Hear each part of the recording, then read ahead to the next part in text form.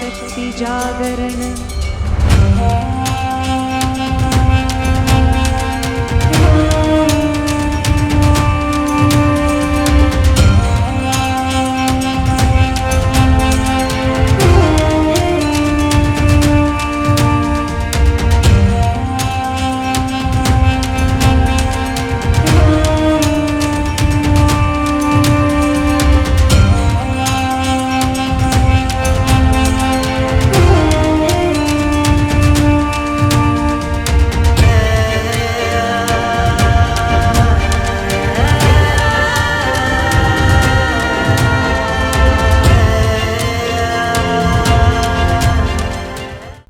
మనం ఎంతగానో వెయిట్ చేస్తున్నటువంటి అనంతలక్ష్మి గారిని ఉపన్యాసించవలసిందిగా కోరుతున్నాం.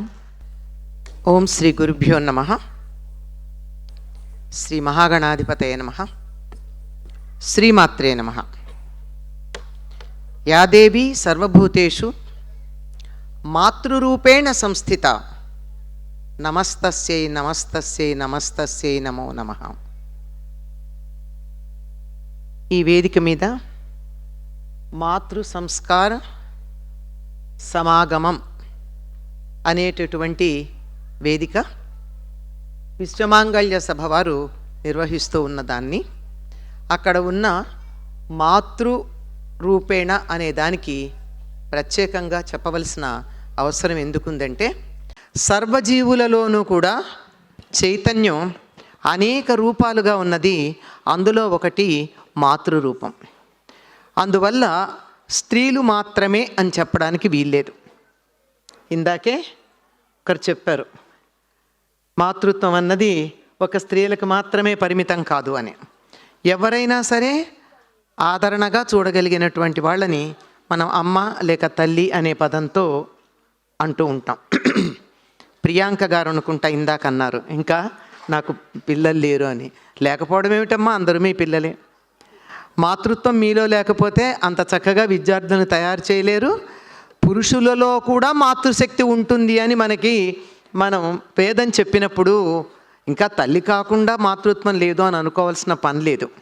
ఈ మాట గుర్తు చేయడానికే మనకందరూ కూడా పిల్లల్ని, చిన్న పిల్లలైనా సరే అమ్మ అని సంబోధిస్తాం, 90 ఏళ్ల వృద్ధురాలైనా అమ్మ అని సంబోధిస్తాం.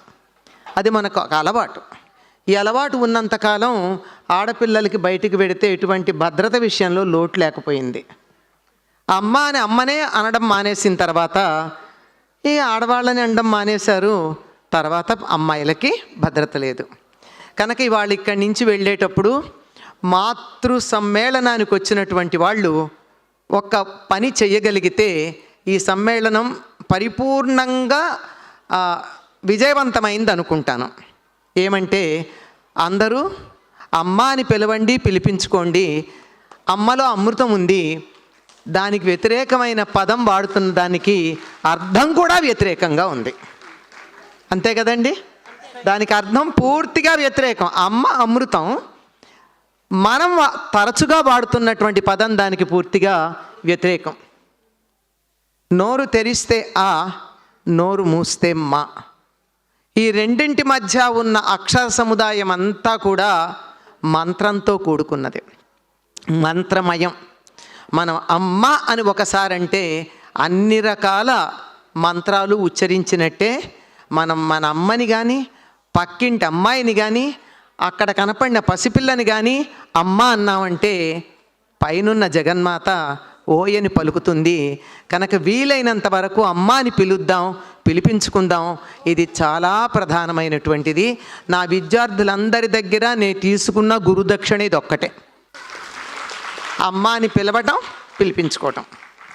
ఈ అమ్మ ఇలా ఉండగా మాత అనే శబ్దం ఎందుకు వాడతారంటే, మాత అంటే కొలిచేది అని అర్థం. ఏం కొలుస్తుంది ఆవిడ? శ్రీమాత్రే నమః అని మొట్టమొదటి మాట మనం చెప్పుకుంటూ ఉంటాం లలితారహస్యనామ సహస్రంలో. అందులో మాత అంటే ఎన్నో పదాలు ఉన్నాయి. జనని, జనయిత్రి, ఇలాంటి అంబ, అంబిక ఇవన్నీ ఉండగా మాత అన్న పదం ఎందుకు వాడారు? మాత అంటే కొలిచేదని. ఏం కొలుస్తుందంటే విశ్వాంతరాళంలో ఉన్నటువంటి ఆ మొత్తం విశ్వాన్ని ఎన్ని పాలపుంతలు ఉండాలి, ఆ పాలపుంతల్లో ఎన్ని నక్షత్రాలు ఉండాలి, ఆ నక్షత్రాలే మనం సూర్యుడు అంటున్నాం. ఆ నక్షత్రాల చుట్టూతా ఉండే సౌర కుటుంబాలు ఎన్ని, అందులో ఎన్ని భూములు ఉండాలి, ఆ భూమి మీద ఎన్ని రకాలైనటువంటి జీవాలు ఉండాలి, జీవం లేదు అని మనం అనుకునేటటువంటి పర్వతాలు, నదులు, చెట్లు మొదలైనవి ఎన్ని ఉండాలి, వీటన్నింటి లెక్కలు చాలా జాగ్రత్తగా తయారు చేసి అంతా పర్ఫెక్ట్గా ఉండి కొలిచి ప్రమాణాలకు ఉండేటటువంటిది, ప్రమాణాలకి ఆదర్శంగా ఉండేటటువంటిది మాత. తాను అన్ని చోట్ల ఉండలేక జీవుల్లో సగభాగంలో ఉంచింది ఆ లక్షణం. ఎవరా సగభాగం అంటే ఆడవాళ్ళు. జంతువులైనా సరే మనుషులైనా సరే ఆవిడ ఏ రకంగా పర్ఫెక్ట్గా ఆ రకమైన కొలతలు తయారు చేస్తుందో ప్రతి స్త్రీ గర్భవతిగా ఉన్నప్పుడు అంత బాగాను తయారు చేస్తుంది. ఏ స్త్రీ అయినా గర్భవతిగా ఉన్నప్పుడు నా బిడ్డ ఈ రకంగా ఉండాలి, తెల్లగా ఉండాలి, నల్లగా ఉండాలి, పొడుగ్గా ఉండాలి, ఇంత పెద్ద కళ్ళు ఉండాలి, ఇలాంటి ఊహలు ఏమన్నా చేస్తుందా? ఏమీ చెయ్యదు. ఏమీ చెయ్యకపోయినా ఆ జగన్మాత యొక్క అంశ ఈ స్త్రీలో ఉంది గనక ఆ లెక్కలన్నీ చూసి ఇటు 7 తరాలు అటు 7 తరాలు ఉన్నటువంటి వాళ్ళ పోలికలన్నింటినీ చాలా జాగ్రత్తగా కంప్యూటర్లో పెట్టి కంప్యూట్ చేసి మనకు చక్కనైనటువంటి రిజల్ట్ ఇస్తుంది. అంచేత చూడంగానే ఫలానా వాళ్ళ పిల్లలోను గుర్తుపడతాం. అంత బాగా రూపురేఖలే కాక లక్షణాలు, స్వభావాలు ఇవన్నీ చక్కగా తయారు చేస్తుంది గనక ఆ జగన్మాతకి మాత అని పేరు. ఆ మాతకి ప్రతిరూపాలు, ప్రతిబింబాలుగా, ప్రతీకలుగా ఉండేటటువంటి వాళ్ళు స్త్రీలందరూ. అందువల్లే మన వాళ్ళు ఎప్పుడూ కూడా ఆడవాళ్ళని అమ్మ అని, తల్లి అని గౌరవిస్తూ సంబోధించటం సంప్రదాయంగా ఉండేది. మళ్ళీ దాన్ని మనం కొనసాగిస్తే చాలా బాగుంటుంది అని మాత ఈ పదం మీదే మనం వాళ్ళ కంప్యూటర్ లాంగ్వేజ్ కూడా ఉంది. మ్యాట్రిక్స్ అన్న పదం సంస్కృతంలో ఉన్న మాతృ శబ్దం నుంచి వచ్చింది. అక్కడ కూడా అంతే. పడుగుపేకలు 2, 0, 1 అంతకన్నా ఎక్కువ ఉన్నాయండి. కంప్యూటర్ లాంగ్వేజ్లో ఉన్నవి 2, 0 and 1. ఆ రెండింటితోనే మొత్తం కంప్యూటర్ లాంగ్వేజ్ వచ్చింది. ఈ సృష్టి అంతా కూడా పడుగుపేకలతో, అంటే చీరలు, బట్టల్లో ఉండేటటువంటి అడ్డపోగు, నిలువుపోగు, వీటితో తయారు చేయబడినటువంటిది. అటువంటి మాతృస్వరూపిణులైనటువంటి స్త్రీలందరి వల్ల ఈ సృష్టి మొత్తం కూడా ఆ జగన్మాత తాను చేసేటటువంటి దాన్ని వీళ్ళ ద్వారా చేయించాలని తన శక్తిని కొంత స్త్రీలలో ఉంచింది కనుక వీరిని మాత అనేటటువంటి పేరుతో మనం పిలుస్తూ ఉన్నాం. మాత నిర్మాత భవతి అన్న మాట మీరు చెప్పారు. నిర్మాత అంటే శరీరాన్ని నిర్మించింది మాత్రమే కాదండి. శరీర నిర్మాణంతో పాటు భావాన్ని, భాషని, మనస్తత్వాన్ని, శీలాన్ని, వ్యక్తిత్వాన్ని, వీటన్నింటినీ కూడా తల్లి తన గర్భంలో బిడ్డ ఎదుగుతూ ఉన్నప్పుడు తయారు చేస్తుంది. ఇటువంటి బిడ్డలు తయారయ్యినటువంటి మంచి బిడ్డలు ఉంటే ఒక కుటుంబం తయారవుతుంది. మంచి కుటుంబాలు కొన్ని ఉంటే ఒక సమాజం తయారవుతుంది.